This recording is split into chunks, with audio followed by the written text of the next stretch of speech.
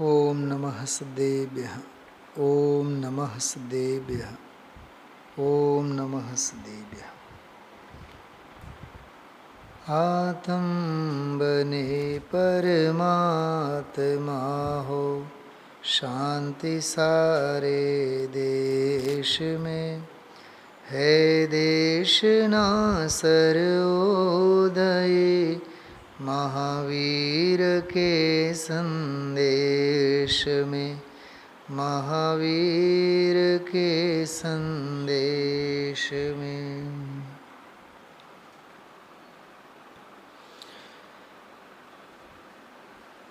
अहोभाव ग्रंथ में निर्ग्रंथ मुनि भगवंतोना अहोभाव परक उद्गारों में पंच परम परमेष्टि देखे हृदय हर्षित होता है। आवा नामे 122 थी 131 सुधीना बोलो एमनो આપણે વાંચન કરીએ છીએ। ખરેખર જ્ઞાની निर्ग्रंथ मुनि भगवंतो अथवा आत्मसाधक आत्मज्ञानी ज्ञानी पुरुषोना वचन मात्र वचन नहीं होता, पण जेमना अंगे पण एमना वचनों निकलता होय छे ए बधा अमृतना घूंटड़ा होय छे। देव संबंधी होय, गुरु संबंधी होय, शास्त्र संबंधी होय,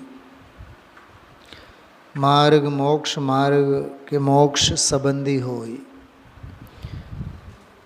आत्माना अहोभाव में होय, वस्तु स्वरूपना महिमा गान में होय, एटले द्रव्य क्षेत्र काल भाव। जूनागम में तो भक्ति भावना अहोभावना घणा बधा विषयों है।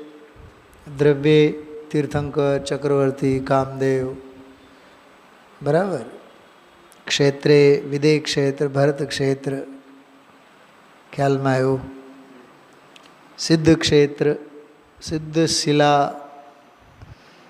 द्रव्य में આપણે પાંચે પરમેષ્ટિ લઈ શકીએ। સચેતન દ્રવ્યોમાં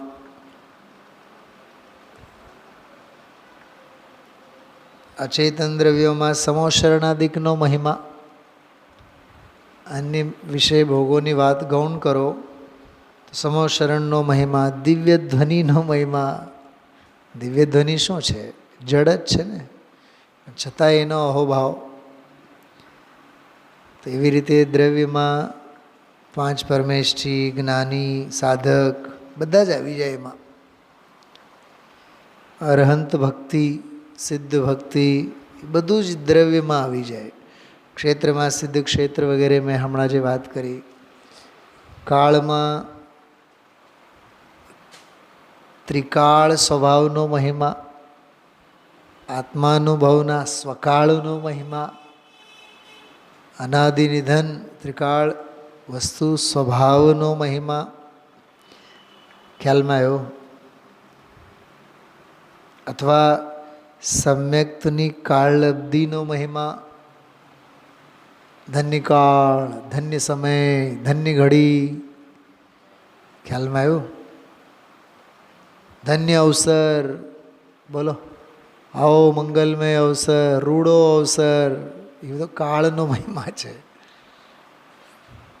बाकी तो भावनो महिमा में तो आखू जूनागम ज छे। एमां हाँ, अरहंतोना सिद्धोना ज्ञानीओना हृदयना जे भावो छे, भाव एटले गुण पण लो शक्ति पण लो। तो शक्तिओनो महिमा, गुणोनो महिमा, साधकनो महिमा, साधकनी साधनानो महिमा,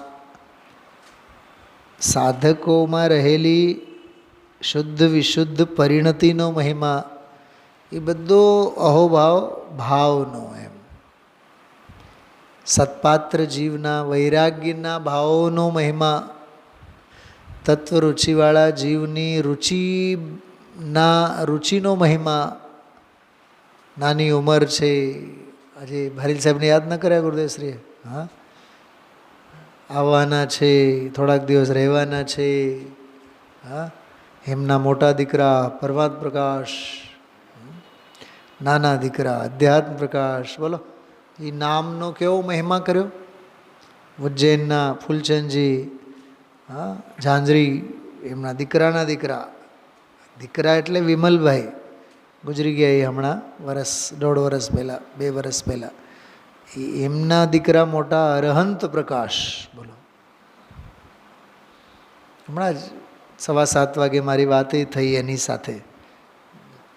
આપણે બેઠા છે અહીંયા રાજકોટ, એ છે શિખરજી. શિખરજીમાં મારે જવાનું હતું પણ પછી ના પાડી. કાર્યક્રમ હતો એમાં જવાનો, 2 વર્ષ પહેલાં નક્કી હતો. પણ નક્કી 2 વર્ષ પહેલાં તો જવાનું નક્કી હતું, પણ અત્યારે તો નક્કી એવું હતું કે નથી જવાનું. આપણે તો જઈએ તોય આનંદમાં, નહીં જઈએ તોય આનંદમાં. સહજ જે જેવી પરિસ્થિતિ બને છે એને મંજૂર સ્વીકારીને ચાલવું.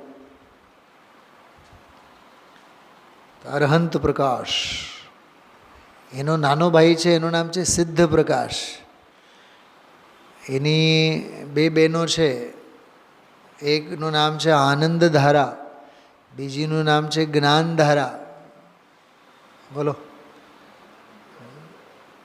એક કાકાનું નામ છે પ્રદીપભાઈ, પ્રદીપ ઝાંઝરી. એક ભાઈનું નામ પ્રકાશ ઝાંઝરી. બોલો, નામે કેવા છે બધા. પવૈયાજી તો એક વિધાનમાં અષ્ટકો પછી એક મહારિગ આવે.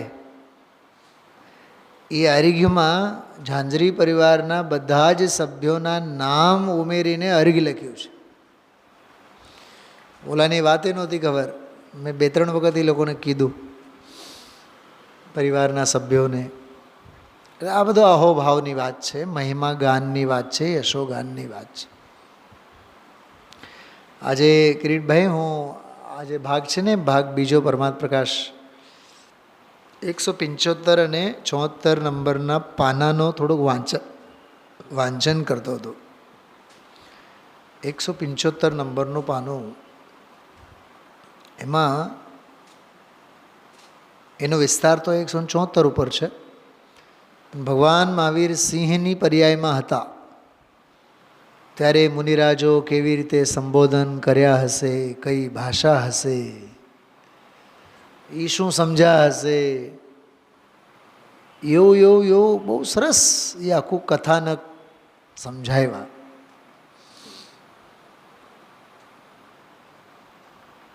સરવાળામાં 174 નંબરના પાના ઉપર એક ફકરો આવ્યો, એમાં એવું લખ્યું, એવું બોલ્યા, વીરમાં ઉલ્લાસ હોવો જોઈએ. હા, ઉછળતો પુરુષાર્થ, એમાં ઉલ્લાસ હોવો જોઈએ. એક જ ફકરામાં એ 4-5 વાક્યોમાં 4-5 વખત બોલ્યા છે ઉલ્લાસ, ઉલ્લાસ, ઉલ્લાસ. આપણામાં ઈજ તો નથી ધનજીભાઈ. ઉમળકો, ઉલ્લાસ એટલે હા, નથી સ્વાધ્યાયનો ઉમળકો, હા, નથી વાંચનનો ઉમળકો, નથી પૂજાનો ઉમળકો, નથી જાત્રાનો ઉમળકો, હા, નથી તીર્થયાત્રાના ઉમળકો. હા, છે ઉમળકો, ધંધો, વ્યાપાર, ખાણી પીણી, પહેરવું ઓઢવું, કામ ભોગ બંધનની કથામાં ઉમળકો છે. જ્ઞાન અને વૈરાગ્યની સત્પ્રવૃત્તિઓમાં ઉમળકો નથી. છે ને બેનેમાં, દેવીબેન છે કે નહીં? બોલ્યા છે વીરમાં ઉલ્લાસ હોવો જોઈએ. એટલો સરસ બોલ્યા છે એ ફકરામાં. અને પછીના પાના ઉપર જો ઓલો બેગમગઢ કરીને છે, બેગમગઢ. બેગમગઢમાં બનેલ ઘટના ગુરુદેવશ્રીએ યાદ કર્યા. તો ઓલો મહાવીર સ્વામીનો તો પ્રસંગ છે, ચારણ રિદ્ધિધારી મુનિરાજોનો મહાવીરને માટે સંબોધન. તું તો 24માં તીર્થંકર થવાના છે, 10 ભવે તમે તો તીર્થંકર થવાના છે એમ. એટલે એટલું સરસ છે બધું એ આખું પ્રકરણ. હું તો આમ ગળગળીયો થઈને આમ વાંચતો ગયો, એટલો આનંદ આવ્યો. મને તો એ વાંચતો હતો ત્યારે મને એ ક્ષણે તો વિચાર હતો કે આજના સ્વાધ્યાયમાં એની જ ચર્ચા કરશું. એ તો સહેજ મારા મોઢામાંથી આવી ગઈ વાત. કેવો પુરુષાર્થ હશે, કેટલો પુરુષાર્થ હશે. હા, એ પુરુષાર્થની પ્રેરણા આપી. અને બેગમગઢમાં જે ઘટના બનીને એમાં જે ગુરુદેવશ્રીનો સંબોધન છે એ વાંચવા જેવું છે, એ સમજવા જેવું છે. એમાં બેગમગઢમાં જેલમાં ઉતારો હતો ગુરુદેવશ્રીનો, જેલની સામે. અને પછી ત્યાંના મુમુક્ષુ જે પણ હોય એ જેલમાં ગુરુદેવશ્રીનું પછી વ્યાખ્યાન રાખ્યું. જે પણ ત્યાં મોટા મોટા 2-3 પાપી મોટા ડાકુઓ, એ લોકોને ખબર પડી કે કોઈ મહારાજ આવ્યા છે. તો એ જેલમાં જ્યારે મહારાજ એટલે ગુરુદેવશ્રી ગયા, વ્યાખ્યાન થયું હોય, સંબોધન કર્યા હોય, પછી ડાકુઓને પણ છોડી દીધા હોય દર્શન કરવા માટે. તો ઓલા આવ્યા, 2-3 વખત આવ્યા. એવું બધું ગુરુદેવશ્રી એમાં સંભળાવે છે. અને એમાં જે વૈરાગ્યના ઉદ્ગાર છે ને ગુરુદેવશ્રી, લાવો પુસ્તક લાવો, એમાં જે વૈરાગ્યના ઉદ્ગાર છે ને એ લગભગ આ ન હોય છે, બીજું છે.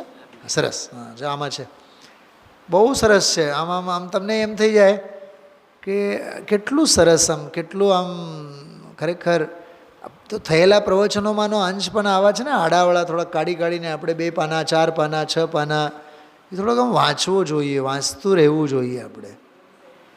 હા, 177, હા એમાં છે. જો 177માં પાને છે. બહુ સરસ, બહુ સરસ છે. બેગમગઢ કેવું, બેગમગઢ 2-3 વાર રસ્તામાં આવ્યું હતું એમ. એ લોકોએ ડાકુને પૂર્યા છે. ત્યાં ડાકુ છે મોટા, ત્યાં અમારો જોડે જ ઉતારો હતો. જોકે એમની જોડે ગુરુદેવશ્રીનો ઉતારો હતો. ઓલો ડાકુ તો પહેલેથી જેલમાં હતા ને, એમની જોડે ત્યાં સામે મકાન હશે જે અપાશ્રય વગેરે, ત્યાં ઉતારો. એને ખબર પડી કે ડાકુઓને, મોટા ડાકુઓ બધાને પૂરેલા, એને છૂટ આપી. એને જરૂર હોય ત્યારે જવું, પણ પાછો અહીંયા આવું. જો પછી એને ખબર પડી કે મહારાજ અહીં છે, મહારાજના અમારે દર્શન કરવા છે. બોલો, મને એક વિચાર આવ્યા કે ઓલા સપ્તવ્યસની 5 પાપોમાં ખરડાયેલા ડાકુઓને ગુરુદેવશ્રીને મળવાના ભાવ તો થયા, તો મહાપુરુષને મળવાના ભાવ પણ મહાપુણ્યના પરિણામે હોય. પુણ્યના ઉદયે તો હોય, પણ પુણ્યના પરિણામે જ હોય. આજના સ્વાધ્યાયમાં ન કીધું, રાજકોટના મોચી જલગાંવ ગયા હતા, ઓલાને મળ્યા રમણીકભાઈને, એ બધી વાત ન કરી આજે. રામજીભાઈ આનું નામ. હા, બહુ રોયા. ગુરુદેવ કહે છે કે અમને તો ખબર જ નહીં, અમને મળ્યા, રોયા. 150 કેટલા 101 રૂપિયા કંઈક દાનમાં આપ્યા. એટલે એ જીવને કે આવા મહાપુરુષ, દિવ્ય પુરુષ કોઈ આવ્યા છે, મળ્યા હોય, એમના પગે લાગ્યા હોય, તો કેટલો ઉમળકો, કેટલો એટલી ક્ષણ માટે એ જીવનો કેવો સાતિશય પુણ્ય. અને જો એ ક્ષણે જો એ જીવને આયુ બંધાય, ગતિ બંધાઈ જાય ભવિષ્યનો, બોલો, ગતિ સુધરી જાય એ જીવને.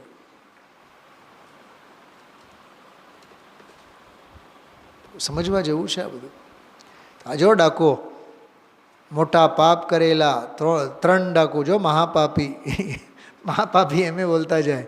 અનેક લાખો રૂપિયા ભેગા કરેલા, પણ એને ખબર પડી કે મહારાજ અહીંયા આવ્યા છે. બોલો, અમારે રસ્તામાં આવે ને તો 2-3 વાર 4 વાર આવી ગયેલો, ઉતારો બહાર, અને ખબર પડી કે અહીં મહારાજ તો કહે અમારે દર્શન કરવા છે. બોલો, એમને દર્શન કરવાના ભાવ કેટલા સાતિશય પરિણામો છે એમને.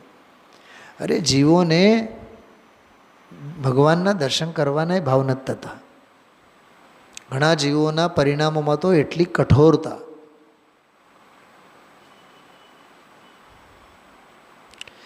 આમાં તો વાત બહુ માર્મિક છે. આમાં જો નીચે, સાવ નીચે જોજો, કીધું. અચ્છા, ઉપરના ફકરામાં જો કીધું, ઓલા ડાકુઓને ગુરુદેવશ્રી શું કીધું? બાપુ, આત્મા છે, આવા કરે છે, અજ્ઞાનપણે શું ન કરે. બોલો, અજ્ઞાનપણે પાપ કરીને તો જેલમાં પુરાણા છે. પછી જો સાવ નીચે, એમ અપરાધ તો કરે છે અહીં જીવ, એમ કહે છે એના ફળ તરીકે રખડે છે. બોલો, કર્મ રખડાવે છે એવી વાત નથી, પોતે રખડે છે પોતાની ભૂલે. ખ્યાલમાં આવ્યું? હાથ વગે છે તો આ જુઓ તમે, અહોભાવની વાત કરતો હતો ને, દ્રવ્ય ક્ષેત્ર કાળ ભાવ. આ જો 176માં પાને જો ઉપર જુઓ, 10મે ભવે તીર્થંકર છો, ઓલા મુનિરાજે કીધું હોય ને સિંહના જીવને, એની યોગ્યતા કેવી, મુનિની ભાષા કેવી. બોલો, એની યોગ્યતા કેવી અને મુનિરાજોની ભાષા કેવી. એ જંગલમાં રહેનારા સિંહને એ ભાષા કેમ સમજાઈ ગઈ. બોલો, હા, ભવિતવ્ય જાગૃત થાય તો બધું સમજાય એમ. હવે એ તો મુનિ ઉપરથી ઉતરે છે, હવે એની ભાષા કઈ અને સમજાણું, એ નિમિત્ત નિમિત્ત સંબંધ જ એવો થઈ જાય. આમ કહે છે, અરે આત્મા, ભગવાને કેવળીએ તો અમને કહ્યું છે કે તું તીર્થંકરનો જીવ છો. જો બોલો, સિંહનો જીવ વિચાર કરે છે, એ સમજી ગયા ભાષાથી. એ પછી પહેલું તો સાંભળ્યું, પછી એને વિચાર્યું, ઓહો હો હો આ શું છે. અને એવી સ્થિતિમાં પણ જાતિ સ્મરણ થયું. એમ જો ને, હજી હરણ ઉપર આમ હાથ છે. અરે રે હાથમાં. પછી તો નિયમસારનો એક સંદર્ભ એમાં આવેલો છે. હા, બહુ સરસ છે. આ ઉલ્લાસવાળો જો, વીરીમાં ઉલ્લાસવાળો ફકરો કાઢો, 178માં પાને છે. જોઈ બીજો ફકરો, બહારથી ખેંચીને અંતરમાં દ્રષ્ટિ રાખવાની વસ્તુ, એ તો પોતાનું કામ છે. જો નિરપરાધી બનવું એ પોતાનું કામ. અનંત વીરનો ધણી છે, અનંત આનંદનો સાહેબો છે. અનંત આનંદ જ્યાં પડ્યા છે અંદર, ત્યાં એને જવું છે.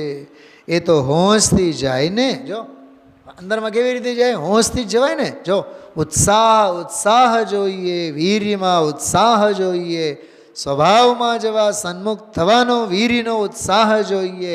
પુરુષાર્થહીનના ત્યાં કામ નથી, કાયરના કામ નથી. ત્યાં હરિનો માર્ગ છે શૂરાનો, કાયરના નહીં કામ જો. પછી ઠપકો આપ્યો ગિરધરભાઈને. આ બધા કાર્યકર્તા બહારના, અમારે ભાઈ હમણાં નથી ગિરધરભાઈ, કાર્યકર્તા છે મોટા અમારા વડવાનના ગિરધરભાઈ. અહીંના અને કાર્યકર્તા હમણાં અહીં જ રહે છે, હમણાં ગયા છે. અરે કોના કાર્ય, જો કાર્યકર્તાઓને ચાપકા મારે છે. અરે કોના કાર્ય બાપા, સ્વભાવની વિમુખના કાર્ય પણ રખડવાના છે, તો પરના કાર્ય તો ક્યાં કરી શકે છે. કેમ કે આ ગાથા જે છે ને, આ ગાથા 66મી ગાથા. આત્મા કર્મને કરતો નથી, કર્મને ભોગવતો નથી, ક્યાંય જતો નથી, ક્યાંયથી આવતો નથી, કર્મ જ બધું કરાવે. કેમ કે આત્મા તો બીજું બધું કરવા માટે પાંગળો છે.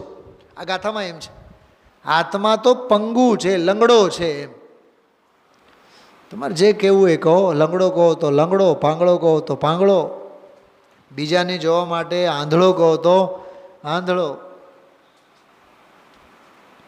નાની ઉંમરમાં ગુરુદેવશ્રીની જ્યારે સાવ નાની 9-10 વર્ષની ઉંમર હતી, ભાભીએ કીધું, જાઓ અથાણું છે બરણીમાં મૂકેલ છે, લઈ આવો, જાઓ ખાઓ.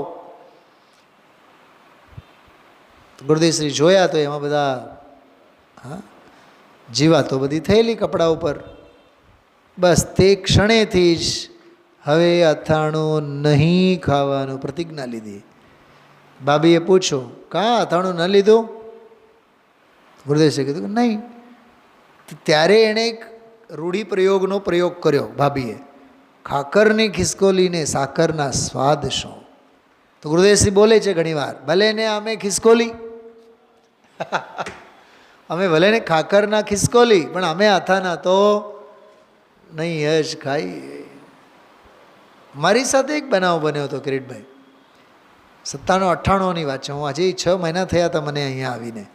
14 કે 8નો દિવસ હતો અને એક સાહેબની ઘરે આખું મંત્રીમંડળ જમવા માટે હતું, કેબિનેટ, PM CM બધા હતા એમાં, પ્રેસિડેન્ટથી માંડીને. તો જમવા માટે થોડીક વાર બેઠા ને પછી બધા ઊભા થઈ ગયા. હું તો સાવ નાનો, 6 જ મહિના થયા હતા હજી ત્યારે, તો બધા મોટા માથા. પછી જમવાનું બધું લેવા માટે ગયા જ્યારે ડીશ લઈને, હવે એમાં બધી શાકમાં, સબ્જીમાં, દાળમાં, બધેમાં કોથમીર, હા ઉપર નાખેલો છાંટેલો. મેં કીધું ભાઈ હું તો નહીં ખાઈ શકું આ. તો મેં તો એકાદ મીઠાઈ લીધી અને રોટલી અને ચટણી બટની લઈને હું બેઠો. સીધું ભાતે લઈ લીધું, મારે કંઈ ખાવા પણ નહીં. તો જેટલા જે લોકો મને મળ્યા એમાં 15-18 જણા કંઈક હતા, એમાંના લગભગ 12-13 જણા મને બધાએ ટોક કર્યો, તમે જયપુરવાળા કેમ આ ધનિયાપત્તી ન ખાઓ, કેમ 14 આઠમના દિવસે? મને એ ડાયલોગ યાદ છે બહુ સારી રીતે. તે દિવસે પણ મેં એમને કીધું હતું અને એ આજની તારીખમાં હું આપને કહું છું. શું આઠમ અને 14ના દિવસે લીલોતરી નહીં ખાવાની પ્રતિજ્ઞા જયપુરવાળાની જ હોય કે રાજકોટવાળાની પણ હોય કે મુમુક્ષુ માત્રની હોય? બધાયને ન હોય? તો અક્કલમઠ્ઠી જ વાત છે ને એ તો. તમે શિથિલતા પોષો છો, તમે ખાઓ છો, એનો અર્થ આંગળી બીજા તરફ કરવી એ તો ભાઈ ચરણાન યોગની ઘોર વિરાધના છે. સમયસાર વાંચો, પછી વાંચો, પહેલાં ચરણાન યોગ વાંચો. પહેલાં ખાનપાનનો વિવેક, દ્રવ્ય ક્ષેત્ર કાળ ભાવનો વિવેક, વ્રત સંયમ ત્યાગ તપસ્યાના દિવસોનો વિવેક પહેલાં કેળવો. ગાથા તો મોડે હોય, ગુરુદેવના પ્રવચન તો બધા મોડે હોય.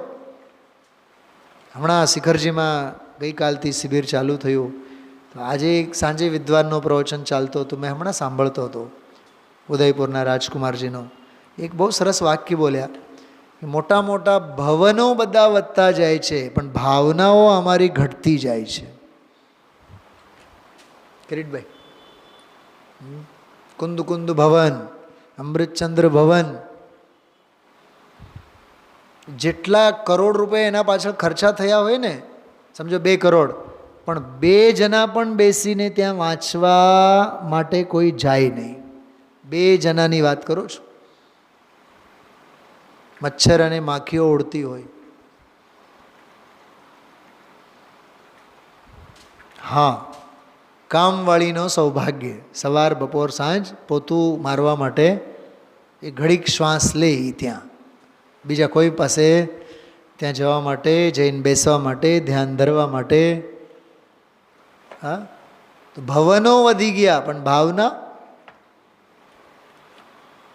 મને ઘણીવાર વિચાર આવે એ અમૃતચંદ્ર ભવન જે છે, સભાને પૂછવાનું મન થાય કે અમૃતચંદ્રાચાર્યના 5 ગ્રંથોના નામ બતાવો. ઇનમિન આત્મખ્યાતિ, પુરુષાર્થ સિદ્ધિ ઉપાય. બાકી અરે ભવનો ઓછા હોય ચાલશે પણ ભાવના મોટી હોવી જોઈએ. ભવનો વધી ગયા એટલે આધી ભૌતિક સુવિધા વધી ગઈ પણ આધ્યાત્મિક સાધના ઘટી ગઈ. સ્વાધ્યાય ભવન જોઈએ, પંખા જોઈએ, ખુરશીઓ જોઈએ, સ્ક્રીન જોઈએ, એસી, હવે તો કંઈક એસી જોઈએ. સુવિધા ભોગી પાત્રતાનું લક્ષણ નથી, અપાત્રતાનું લક્ષણ છે. સુવિધા ભોગી બનવું એ અપાત્રતાનું લક્ષણ છે. સાધના યોગી બનવું એ પાત્રતાનું લક્ષણ છે. સાધના કરો, સુવિધા ભેગી ન કરો. આજે બોલ છે પહેલો તો આત્માના અસંખ્ય પ્રદેશોમાંથી આનંદની ધારા કંઈ એમને એમ વહેતી હોય? મચ્છરો કરડતા હોય, વાઘ વરુઓ બધા બેઠા હોય, ત્રાડો પાડતા હોય કે નહીં જંગલમાં, તોય જંગલમાં કેવી આનંદની ધારા. એમને એમ થોડુંક હોય છે. હા, આ જે અહોભાવ છે બહુ અદ્ભુત છે. जिनको आत्मा के असंख्य प्रदेशों में निर्विकल्प आनंद धारा बहती है, जो अंतरंग स्वरूप में झूलते हैं, ऐसे मुनिराज जगत के धर्म पिता है. बोलो, जगतना धर्म पिता છે. અંતરંગ સ્વરૂપમાં ઝૂલે છે. બોલો, મુનિરાજ ક્યાં રહે છે? કે જંગલમાં? નહીં, પોતાના અંતરંગમાં. શેના ઝૂલા ઝૂલે છે? કે અંતરંગના ઝૂલા ઝૂલે છે. તેઓ અંતરંગ ઝૂલા ઝૂલતા હતા. બસ પ્રમત અપ્રમત નહીં, અંતરંગ ઝૂલા ઝૂલતા હતા. કેમ કે અપ્રમત પણ ગુણસ્થાન જ છે ને, તો ગુણસ્થાનમાં થોડાક છે કે ગુણસ્થાનાતીત અનુભવમાં છે. સમજાય છે? અંતરંગ સ્વરૂપમાં ઝૂલતા ઝૂલે છે. ऐसे मुनिराज जगत के धर्म पिता है. बोलो, ધર્મ પિતા કેટલો સરસ શબ્દ છે. રાષ્ટ્રપિતા નામ તો સાંભળ્યું છે. હા, દરેકે દરેક જાયાના જાયા પિતા બાપ, દરેક સંતાન માટે પપ્પા, એ તો છે જ. પણ અહીંયા તો કહ્યું કે ધર્મ પિતા, ધર્મના સંસ્કારો રેડનારા પિતા. ધર્મ પિતા એટલે તીર્થંકર સાક્ષાત. મુનિરાજ તો જગતને માટે ધર્મ પિતા છે. કેટલું સરસ બોલ છે. साधक दशारूप मोक्ष मार्ग है, वह संवर निर्जरारूप वीतराग भाव है. 123 बोल છે જો જોરદાર. साधक दशारूप मोक्ष मार्ग है, वह संवर निर्जरारूप वीतराग भाव है. उसे धारण करने वाले निर्ग्रंथ नग्न दिगंबर मुनिराज भावलिंगी संत वे गुरु हैं. કેટલું સરસ. સાધક દશા એટલે મોક્ષ માર્ગ, અને અરહંત સિદ્ધ દશા એટલે મોક્ષ. અરહંતે લઈ લેવાનું એમાં, જો કે આવે સિદ્ધ ગુણસ્થાનાતીત. તો સિદ્ધ દશા એટલે સાક્ષાત મોક્ષ, અને સાધક દશા એટલે સાક્ષાત સંવર અને નિર્જરા એટલે મોક્ષ માર્ગ. એ વીતરાગ ભાવ છે. મોક્ષ વીતરાગ ભાવ, નિર્જરા વીતરાગ ભાવ, સંવર પણ વીતરાગ भाव. उसे धारण करने वाले जो वीतराग वीतराग वीतराग, संवरे वीतराग, निर्जराय वीतराग, मोक्षे वीतराग. मोक्ष पूर्ण वीतराग, निर्जरा વધતો વીતરાગ. નિર્જરા વધતો ભાવ એ વીતરાગ ભાવ, અને સંવર પેદા થયેલો વીતરાગ ભાવ. જન્મ વૃદ્ધિ અને પૂર્ણતા. उसे धारण करने वाले निर्ग्रंथ नग्न दिगंबर मुनिराज. बोलो, એ ભાવલિંગી સંત એને કહેવાય. એ ભાવલિંગી, એ ભાવ જ એમનો લિંગ છે. એટલે એ જે અંતરંગમાં વીતરાગ ભાવ, રત્નત્રય ભાવ, એ એમનો ભાવ, એ ભાવ જ એમનો લિંગ છે, એટલે ચિહ્ન છે. એના વડે જ તેઓ ઓળખાય. એનું નામ ભાવલિંગી સંત. શું સમજાણું? યાદ રાખજો. આ ભાવલિંગી સંતનો અર્થ શું? કે ભાવ જ એટલે વીતરાગ ભાવ જ, અભેદ રત્નત્રય ભાવ જ જેમનો લિંગ એટલે ઓળખાણનો ચિહ્ન છે. એનાથી મુનિરાજ તરીકે ઓળખાય છે. ગાડી અને ઘોડા અને નગ્નપોનો અને બહારના કેટલા જીવો આવીને એમના ચરણોમાં નમન કરે છે, એનાથી નહીં. રિદ્ધિ સિદ્ધિઓ કેટલી પ્રગટ થઈ છે, એનાથી નહીં. અંદરનો જે ભાવ, વીતરાગ ભાવ, સંવર ભાવ, નિર્જરા ભાવ, મોક્ષ ભાવ. મોક્ષ એટલે અંશે લેવાનો, મોક્ષ પૂરો નહીં. મોક્ષ તો પછી સિદ્ધને થાય ને, એ મુનિરાજની વાત ચાલે છે, એટલે આંશિક. તો એવો જે વીતરાગ ભાવ, એને ધારણ કરનારા જે નિર્ગ્રંથ નગન દિગંબર છે મુનિરાજ, એ ભાવલિંગી સંતો છે. એનું નામ ભાવલિંગી. આપણે ક્યાં શું કહીએ? ભાવલિંગી એટલે હાચા. પણ હાચા એટલે શું સમજાવો? શું દેવીબેન સાંભળ્યો છે ને? દ્રવ્યલિંગી એટલે ખોટા, ભાવલિંગી એટલે હાચા. પણ પહેલાં સમજાવો, ભાવલિંગી હાચા એટલે શું? હાચા એટલે હાચો વીતરાગ ભાવ જેને છે, રત્નત્રય ભાવ જેને છે, એનું નામ ભાવલિંગી. ભાવ જ જેમનો લિંગ છે. વાહ! ભાવ જ જેમનો લિંગ એટલે સિમ્બોલ, ચિહ્ન છે. એનાથી જ મુનિ તરીકે ઓળખાય. એનું નામ ભાવલિંગી સંત. वे गुरु हैं. बोलो, એનું નામ ગુરુ. ગુ એટલે અંધારો થાય, અંધકાર થાય. રૂ એટલે પ્રકાશ. તો અંધારામાંથી જે પ્રકાશ તરફ લઈ જાય એનું નામ ગુરુ. સાંભળ્યું કોઈ દી આ શબ્દનો અર્થ? તો શું ગુરુ ગુરુ ગુરુ ગુરુ કીધા રાખો? ગુરુ શબ્દનો અર્થ એ થાય છે. ગુ એટલે અંધારો, રૂ એટલે પ્રકાશ. જે અંધારામાંથી પ્રકાશ તરફ લઈ જાય એનું નામ ગુરુ. એવું ઝીણું ઝીણું સમજવા માટે જ તો આ સ્વાધ્યાય હોય છે. હા, વિચારજો. ઓમ નમઃ સિદ્ધિભ્ય.